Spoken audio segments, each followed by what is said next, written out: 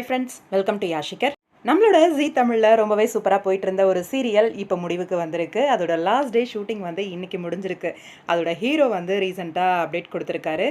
என்ன சீரியல் அப்படின்னா, பிக்கை பார்த்த உடனே கண்டுபிடிச்சிருப்பீங்க. எஸ், நம்மளோட மீனாட்சி பொண்ணுங்க சீரியல் தான்.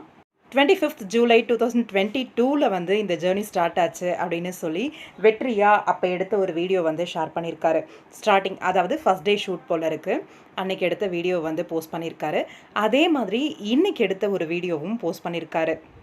கனத்த இதயத்தோட இன்னைக்கு வந்து முடிவுக்கு வந்துருச்சு அப்படிங்கிற மாதிரி ஷேர் பண்ணியிருக்காரு. தேங்க்யூ ஃபார் வெற்றி அப்படின்னு சொல்லி ஷேர் பண்ணிருக்காரு. அங்கே பேக்ரவுண்டில் பார்த்தீங்கன்னா நல்லா தோரணம்லாம் இருக்குது. அந்த தவாலி, அதாவது கலெக்டர் கூடவே ஒரு தவாலி இருப்பார் இல்லையா, அவர் வந்து அங்கே நின்றுட்டுருக்காரு.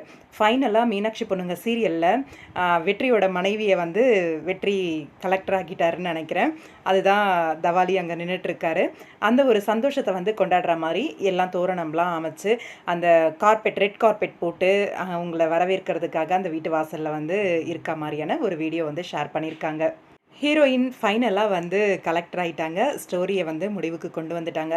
லாஸ்ட்டாக நம்ம ஹீரோ வந்து கொஞ்ச நாள் முன்னாடி சொல்லியிருந்தார், மீனாட்சி பொண்ணுங்க சீரியல் வந்து எண்டாக போகுது அப்படின்னு சொல்லி.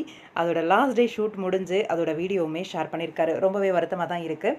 ரொம்பவே கனத்த இதயத்தோட இந்த ஷூட்டிங் வந்து முடிஞ்சிருச்சு அப்படின்னு சொல்லி ஷேர் பண்ணியிருந்தாரு நம்ம ஹீரோ.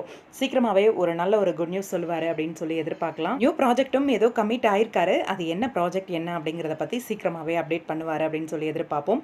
உங்களோட கருத்து என்ன? மீனாட்சி பொண்ணுங்க சீரியல் முடிஞ்சதை பற்றி கமெண்ட் பாக்ஸில் மறக்காமல் கமெண்ட் பண்ணுங்கள்.